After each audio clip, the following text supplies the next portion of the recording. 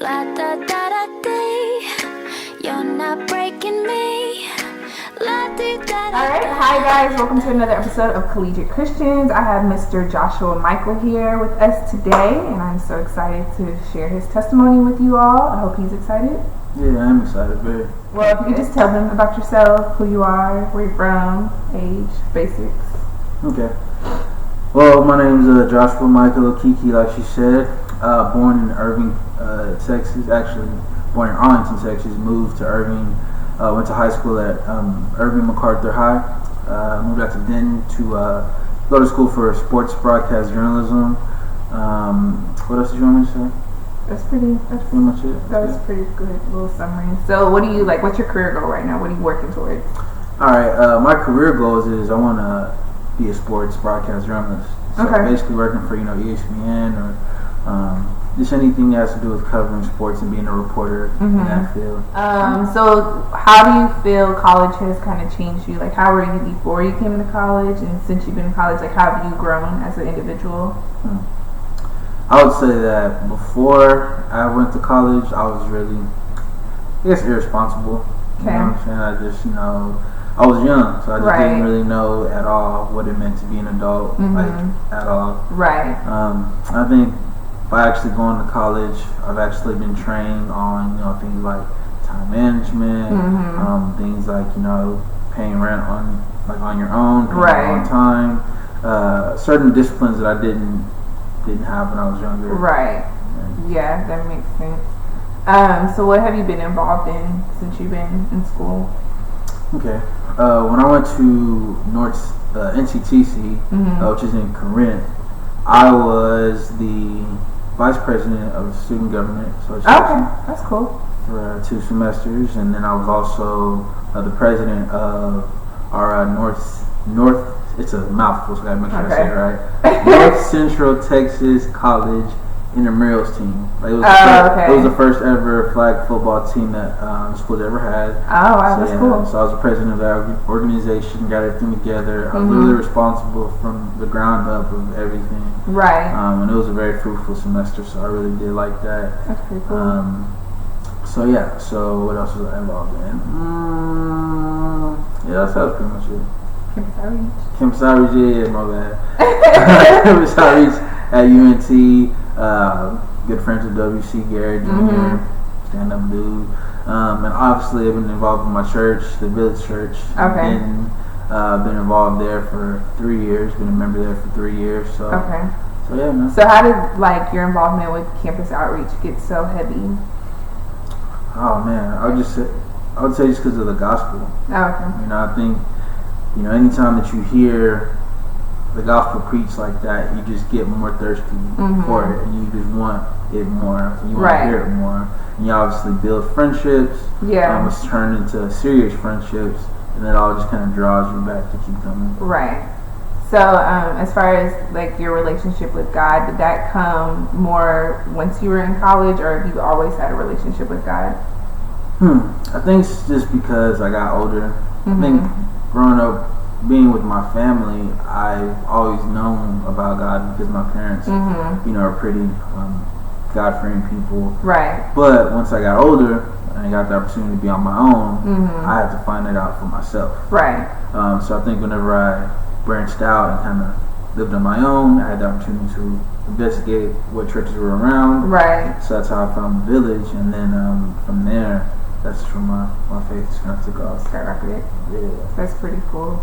So what would you say was that moment where you're like, okay, I need to have a serious relationship for myself? I would say it happened whenever I first came back to them, because I left for a little bit and I came back. So whenever I came back, a friend of mine in Emmanuel told me to check out the Village. Yeah, I went and checked it out, and then I was just convicted with the gospel in a way that I've never been convicted. And that's crazy because, like I said, my parents were religious. I grew up in the church, but the Village preached the gospel in a way I've never heard before. Right, yeah. So that's when I decided I need to take this more seriously. Okay, so who was Josh before he started taking him serious? that freaking guy. Man, Josh was very prideful. Josh was just a lot of misplaced energy. Okay. When center of attention, narcissistic. What's some other words? I would say I also had like anger issues. Definitely anger issues. Definitely vain, very vain. So yeah, it wasn't a very very attractive dude at all. Interesting. So, you making that transition, what were some things that you struggled with as far as, letting go of the past and things like that? And then how did you get over those things and learn how to deal with them? I would say I started, once I became a Christian, those things were obviously still there. Right. So I think probably the hardest thing was the pride. Because when you want to be the center of attention, it's like now that you become a Christian, you want to become the center of attention for God. But when you realize that it's not about you being the center of attention, you're just going back and forth wrestling with those beliefs. And I think it was very difficult at first for me to realize that for me to be a Christian and for me to live it out fully, I have to die to myself and put my will and my my wishes down. Right. I even remember there was one time I came to South they were serving pizza, and I was like thinking, oh man, I'm gonna just impress people watching me by just grabbing the paper plates and just like being the first one to hand out, saying pizzas and stuff. And Big Mike, who's a pastor at the village, and like one of the main people in campus outreach, he noticed that and like he pulled me to the side and he was like, he said it so just. He just said it and he just walked away. And he left me there with the thought. Right. And basically, whenever people were like saying, "Hey, thanks, Josh, appreciate it, bro, thank you." And I guess he just saw me just lapping it up like a dog, just lapping up water. Yeah, I know. He just walked up to me. He was just like, "Remember, fear of man. I mean, that's a big deal. So remember that. These people pat you on the back. Like, just don't let that go to your head." He just walked off. I just like saw him leave, and I was. Yeah, that's crazy. He could pick up on that just that quick. Oh yeah, Big Mike, man, he definitely, because he knows me very well, so he knew that was one of my struggles. What about, so we work together, so I hear him talk with our coworkers who are kind of just lost and stuff. So sometimes I hear you talking about, them going out or, just different things like that. And I think sometimes you're like, no, I'm not going to do that or whatever. So like, what's the story behind that? How did you get to that place where you realize like, okay, certain environments I can put myself in, some things, no, I can't do that. Like what got you there? Okay. What got me there was just trial by error. Me going to those same places that they're talking about and me failing miserably. Gotcha. I.e. maybe getting too drunk to where I was hungover. Right. Or me going to those places and, doing what they're doing. Like being persuaded to get danced on by a girl or to be lusting after a girl or just to want that kind of lifestyle. And I think once I started growing in Christ, I just started realizing that I'm going to have to either decide to serve the devil or I'm going to have to decide to serve God. Like I can't serve both of them at the same time. And so I think what I started to do was, if I was to go to those kind of places, I would definitely go with either friends that know my struggles and have them look out for me, that kind of like accountability, or I just wouldn't go at all. And I think once I just started not to go at all, I just got used to that, and I realized, man, that kind of crowd is not really satisfying as it seems. You feel like over time your desire to like have a good time wasn't necessarily going out, it was to do this instead, or definitely. Yeah, that's good. So as far as like you ministering to other people, because I always hear sharing the word in some type of way, like how did you figure out how, because that's something that I'm still trying to learn, like how do you just like, and about Jesus, my man Jesus, I learned about him, let me just slip that in. Like how do you do that, or is that just something that's just normal for you? Man, I think the way I learned I have to give God 100% credit. Right. Because just like anything else, wherever you love the most, you'll talk about it. Right. And That's true. you'll find ways to talk about it. Mm-hmm. So I think whenever I started growing in Christ, He was just on my mind, and He put Himself on my mind to where any kind of conversation you can find a way to put God in there. Yeah. And I think God really started to mature me in making it appealing though. Right. So I think when I first started sharing my faith, I came off as just super self-righteous. Yeah. And I made it sound so lame to follow God. I made it sound I totally understand why no one probably wanted to follow Christ listening to me first, like when I first started. Yeah. But I think as I started to grow in my faith, it became natural. Right. There's like a verse that says, the love of Christ compels us. So it's like literally the love that God has grown in me, it just started to compel me and just control my life. Right. It just rolled off the tongue naturally. Yeah. That's pretty good. Yeah. Okay, so like what are you, like in the next 5 years, what is some growth that you want to see in yourself? What are those goals that you have for yourself? Okay, in 5 years. Let's do 5. 5. Okay. In 5 years. So, man, that's so long. All right, so in 5 years, I would love to be in my career. Okay. Obviously, being a reporter, I would want to, work for a network like ESPN. Some aspect of covering college football and the NFL or NBA. Right. As far as my personal life, I would say obviously I want to be married in 5 years. I obviously want to have a little Josh Jr. or like a little 5? Huh? In 5? In 5, yeah. Okay. Little Josh Jr. running around, maybe. I thought about girl names too, so like a Danielle. Okay. I just, Danielle's a very versatile name. Okay. You have like nicknames. Little Danny. Like Danny or Dee. Dan. You know what I'm saying? D. Yeah, okay. Yeah, you know what I'm saying? Ella. See? I didn't even think about that one. Yeah. That's why it's such a good name. So I'd want that. But I think most importantly, I want to just continue to mature in my faith.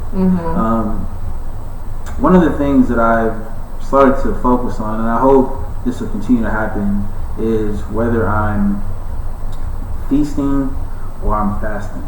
Okay. And what I mean by that is,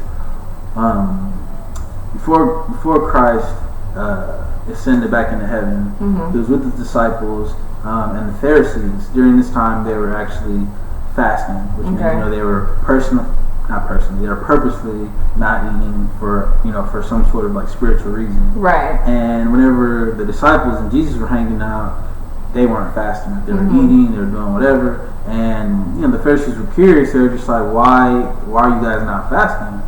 And Jesus used the analogy of the bridegroom. And he was like, while the bridegroom is here, there's no need to fast. While the bridegroom, aka Jesus, was there, there's no need for them to fast. And he was like, whenever the bridegroom will be taken away, that's the time for them to fast. And it's like the Pharisees missed the point on that because Christ was there, but yet they were fasting when they shouldn't be fasting. Gotcha. You know what I'm saying? So it's just like now that Christ is gone and he's ascended, now's the time for us to fast.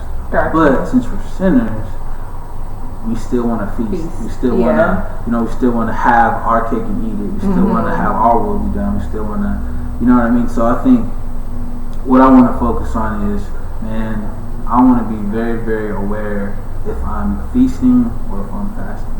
And God willing, I want to be fasting. And I think 5 years down the line, I just want that to continue to be just the mantra, the motto, just keep going. Right. That's good. I've never heard that analogy before. It's a good little perspective to have. If you don't mind sharing. So I know you mentioned that your dad had passed away. So how did you deal with that? Because I know that that's a hard thing. And nowadays, I have a lot of friends that have lost parents. And I think a lot of people, they don't deal with it. Like they just don't address it. They're like, okay, the date came around, he passed away on this date, celebrate, whatever, and then they never talk about it. But you can see like in other areas of their life that it's affecting them. So how did you deal with that? How I deal with that? First things first, I got all it is. That's how I kind of dealt with it. You know what I mean? Yeah, just like in honor of him. it's like a tombstone to remind me, when he passed away, all that stuff, and then rest in peace to Pride, and just like a whole bunch of artwork. But besides that, I don't know. I think whenever I deal with thinking about him and all that stuff, I just let it flow naturally. Like whenever his anniversary comes around, September 28th, it's always a tough day. It's always a tough weekend, of course. Right. But I think on the day-to-day level, I think I just let it happen. If my mind goes to him, then it will. If it doesn't, then it doesn't. Yeah. Like I have a little portrait of him on my bed, in my room. So it's like whenever I go to sleep, I'll have conversations with him. I'll just like talk like, "Hey, Pop, does this and this happen, or this and this happen?" And so I just try to make it as natural as possible. But of course, it doesn't work out perfectly all the time. There are tough days. There are times where I really, really feel like with him not being there, I act this way. Right. With him not being, because I think, especially as far as relationships go, because I think a lot of the things that I wish I could have known about females, my dad could have told me. Right. But I'm having to learn on my own, Right. which means I just don't really handle situations the best. Like I'll share something very personal with my ex-girlfriend. I just haven't handled that situation very well. And I think that's because I just haven't been taught how to do it. Right. And I kind of have to learn on my own how to handle certain situations and certain events maturely. And I think now I know, but it took like a year and a half for me to actually get it. And I know in her eyes, she was probably waiting for me to get it like a month. It should only take like probably a month's time.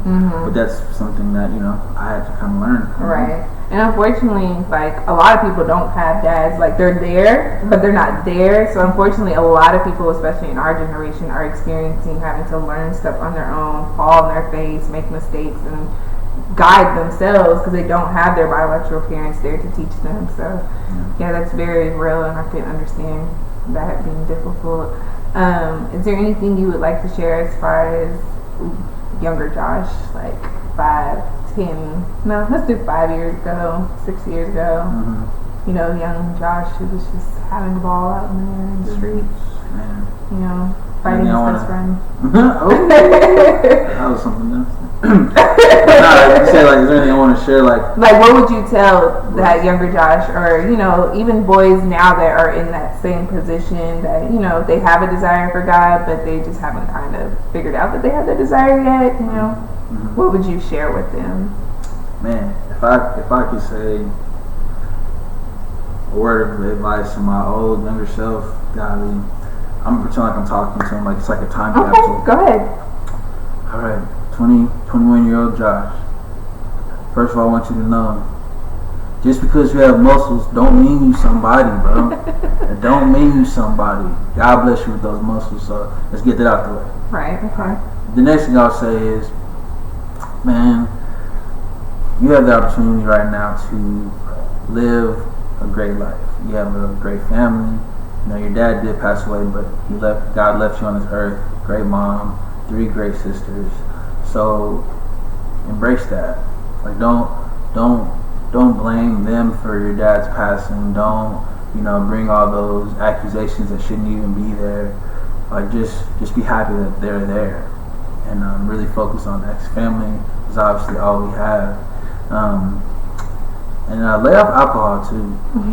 Alcohol is it's not that great. You know what I'm saying? Just chill out with that. And also 21-year-old Josh, the Village Church in Denton, you're gonna eventually join and become a member there. But since I'm telling you in the past, you can do it now. So 21, instead of me being a member there for 3 years, I could have been a member there for 5 years. So yeah, just want to let you know there's a church off Oak Street by Fry Street. You should check it out. It's called the Village. Don't go to the bar. Go to the bar. Go to the church. That's what I would tell them. Alright, that's good. Okay, anything else you'd like to share today? Man, I would say, I think in general,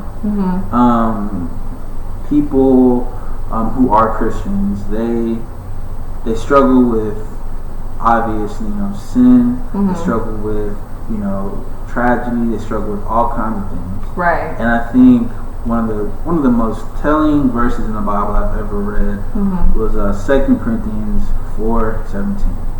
Okay. And it's the Apostle Paul. And he says, "For this light, momentary affliction is preparing us for an eternal weight of glory beyond all comparison."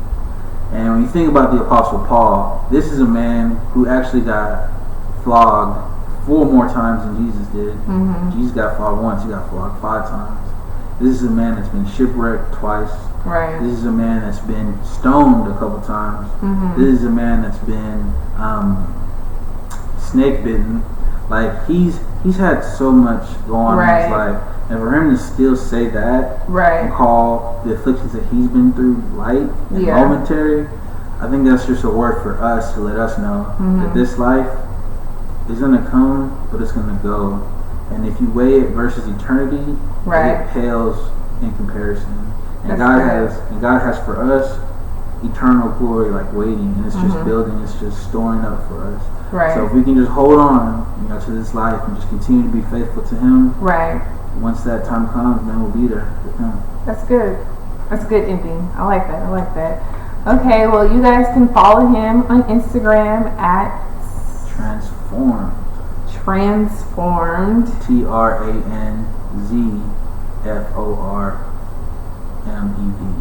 Okay. Anything else you want them to follow him? Twitter, you know what I'm saying? Is it the same on Twitter? I don't think so. I think it's Don't worry about the Twitter because he's not really remembering that. Yeah, well, don't worry about it. Just find him on Instagram. But I appreciate you doing this interview with me, and we're out. We're out. Bye.